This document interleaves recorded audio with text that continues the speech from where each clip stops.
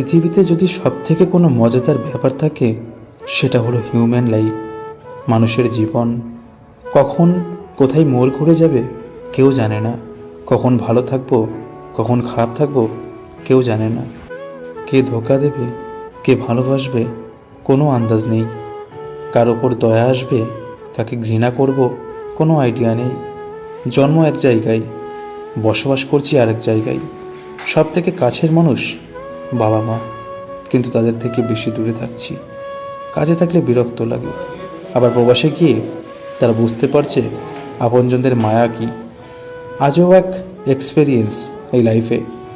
এত কিছুই যখন লাইফে চলছে, তাহলে আমরা কিসের এত বড়াই করি, আর কিসেরই বা এত চাপ নেই। টেনশনে থাকি, কুল থাকুন, সিম্পল থাকুন, অন্যের পাশে দাঁড়ান, পরিবারকে ভালোবাসুন, ধর্ম পালন করুন, শান্তিতে মরে যান, ব্যাস। আর কি?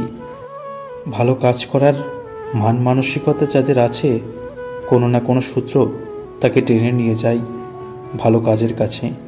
তার মানে আপনার মাঝে জাস্ট ভালো কাজের মন মানসিকতা রাখতে হবে। উপরওয়ালা আমাদের সবাইকে সঠিক বুঝদান করুক। চোখের দৃষ্টির ব্যক্ত ভাষা তুমি যদি বুঝতে প্রিয়, পরিস্থিতিকে হার মানিয়ে আমায় আগলে রাখতে শিখতে। সবার সময় চিরকাল এক থাকে না, তোমারও ভাগ্যের চাকা একদিন ঠিকই ঘুরবে। একই নামের মানুষ বিশ্বে হাজারো আছে, শুধু মানুষের মতো মানুষের সংখ্যাটাই খুব কম। এই দুনিয়ায় ভালো থাকার একটাই উপায়, জীবনে কারো কাছ থেকে কোনো কিছু আশা রাখবেন না। জীবনটা খুব ছোট, জীবনের গল্পটা অনেক বড়। জীবনের সুখ চাওয়াটা খুবই সহজ, কিন্তু পাওয়াটা অনেক কঠিন। অপরাধ না করেও যখন অপরাধী হয়ে যাবেন, তখন চুপ থাকাটাই ভালো। কারণ চিৎকার করে কখনো নিজেকে নির্দোষ প্রমাণ করা যায় না।